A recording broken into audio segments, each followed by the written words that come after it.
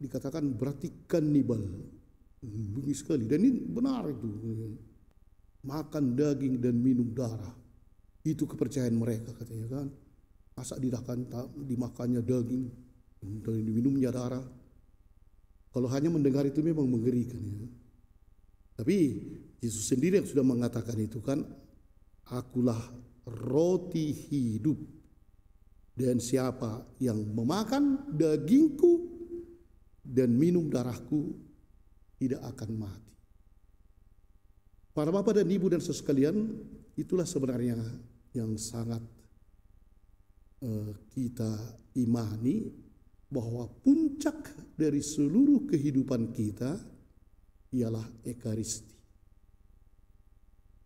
Dari 7 sakramen, yang paling puncaknya dan ke situ tujuannya, apakah itu sakramen baptis, krisma, pengakuan dosa, perkawinan, minyak suci dan imamat, itu akhirnya berpusat kepada Ekaristi.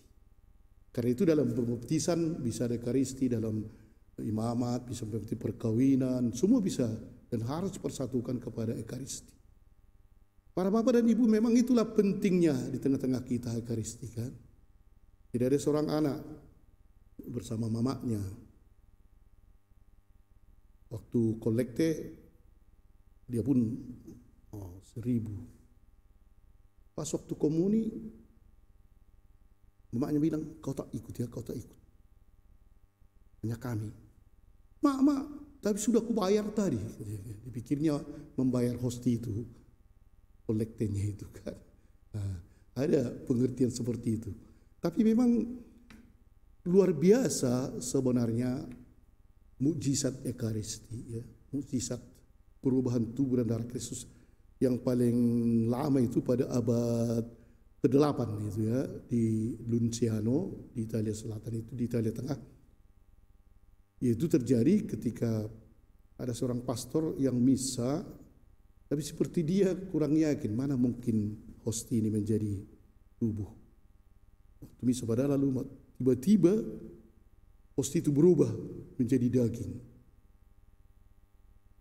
Abad ke-8 artinya tahun 700 ya. Dan diteliti memang daging. Dan sampai sekarang bayangkanlah sudah 1.200 tahun tidak busuk. Tidak busuk. Bukan karena diawetkan. Jadi itu sebenarnya tanda keajaibannya, daging dan keluar darah pada waktu tahun 700-an sekian, dan sampai sekarang di Lunciano itu menjadi tempat yang selalu dikunjunginya, tidak membusuk.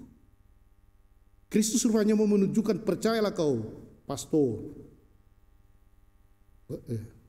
pastor Simamora tak tahu, pokoknya pastor Italia itu kan, jangan kau ragu-ragu. Yang paling apa lagi itu kalau abad ke-8 yang menjadi, tapi sampai sekarang tidak busuk. Yang terjadi itu beberapa tahun 1981, masih baru ya. Yang terakhir lagi tahun 2013 di Meksiko, masih baru sekali. Tapi yang tahun 1991 begini kisahnya kan, namanya itu si Martha Robin, dia lahir tahun 1902 dan meninggal tahun 1981. Keajaiban Ekaristi itu. Dalam hal ini, sesudah dia berumur 16 tahun, dia jatuh sakit. Dia dari Prancis, dari sebuah desa di sana, di Prancis, di Drôme itu. Sakit, penyakitnya lumpuh semua. Kaki, tangan, bahu, dan yang sialnya kerongkongannya pun lumpuh sehingga tidak bisa makan dan tidak bisa minum. Tidak bisa masuk air ke dalam, tidak bisa, kalau apalagi nasi atau apa roti tak bisa. Tapi disinilah yang tak bisa dipikirkan oleh siapapun, dia selalu menerima komuni hari Selasa dan Rabu. Dan dokter, ya sudah agak modern ya, sudah tahun 80-an kan, sudah modern itu. Mulai bagaimana ini? Diteliti kalau hosti itu dimasukkan, entah bagaimana, memang orang ini mulai dari selalu sangat yakin akan Ekaristi rupanya, mulai dari kecil dia begitu masuk sendiri. Dan orang mulai berbicara tahun-tahun 60-an, 70-an, mana mungkin. Sehingga beberapa dokter dari Prancis, yang banyak juga dokter yang tak percaya kepada Tuhan ya. Sekarang pun banyak itu. Dia pikir miliknya lah dunia ini. Jadi dia ateis, tak percaya kepada Tuhan. Dia pikir di karang-karang gerejanya kisah ini. Maka mereka datang gereja mempersilakan aja. Mereka teliti, mereka si Marta ini hidup 50 tahun tanpa makan, tanpa minum, hanya dengan 2 hosti hari Rabu, hari Selasa dan Rabu. Dokter-dokter tak tahu lagi menerangkan. Dan meninggallah dia, sebelum meninggal masih ada di karangnya 2, termasuk itu yang ditulisnya. 2 itu dimungkinkan meninggallah dia. Bayangkanlah mulai tahun 50 tahun lah. Tidak makan, tidak minum, hanya 2 hosti Selasa dan Rabu, hosti kecil itu. Para bapak dan ibu dan saudara sekalian, memang Yesus sudah mengatakan, akulah roti hidup. Orang yang percaya. Pada hari ini, Yesus berbicara kepada orang banyak. Tiada seorang pun dapat datang kepadaku jikalau ia tidak ditarik. Tuhannya yang menarik suster ini.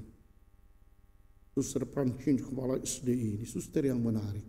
Yang 2 ini mungkin masih ditarik sikit-sikit kan. Tuhan yang menarik kita, bukan kita yang berinisiatif.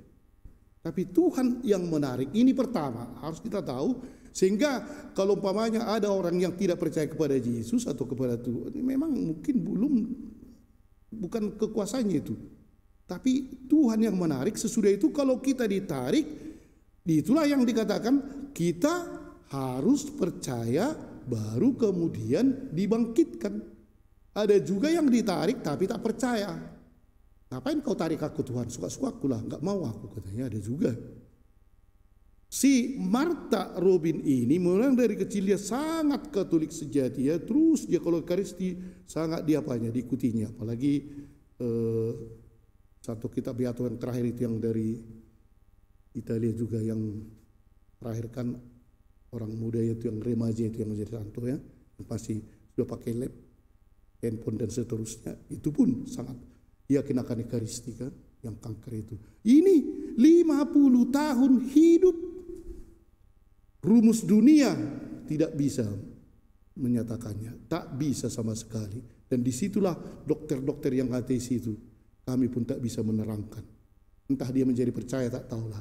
Dan pada hari ini para bapak dan ibu, inilah indahnya Ekaristi, yaitu tubuh Kristus yang kita santap itu membawa hidup. Bagaimanakah kerinduan kita kan itu? Memang sekarang masa pandemi ya, tak bisa kita menerima secara langsung seringnya, sekali-sekali mungkin. Tapi pada saat ini mungkin perlu kita renungkan, yaitu bahwa Kristus telah menarik kita dan akan membangkitkan kita kalau kita percaya. Dan ketika kita dalam Ekaristi ini, Paus juga sudah menyatakan kan ini namanya menyambut Kristus ya, di dalam bukan lagi secara langsung, tetapi juga kerinduan rohani itu juga bisa seperti Ekaristi, rinduan, karena bukan kesalahan kita. Dan itu sudah dikatakan oleh gereja. Rindu dalam Ekaristi ini juga seperti menyambut Kristus sendiri. Para bapak dan ibu, marilah mungkin dalam hal ini kita kembali menghargai Ekaristi. Ketika kita menerima Yesus, itu luar biasa. Padre Pio itu satu contoh yang sangat mengagumkannya Ekaristi, yang mengikuti misa dia secara langsung dalam hidupnya 20 juta orang. Tapi kadang-kadang dia begitu bersatu dengan Kristus ketika dia mengangkat hosti, bisa 20 menit. Dia secara tak sadar dan keluar darah dari tangannya dan dari bahunya kan. Ini yang baru Padre Pio itu Kapusin. Dan sampai terus berduyun-duyun, 20 juta orang mengikuti misanya dalam hidupnya. karena Ekaristi, karena Kristus.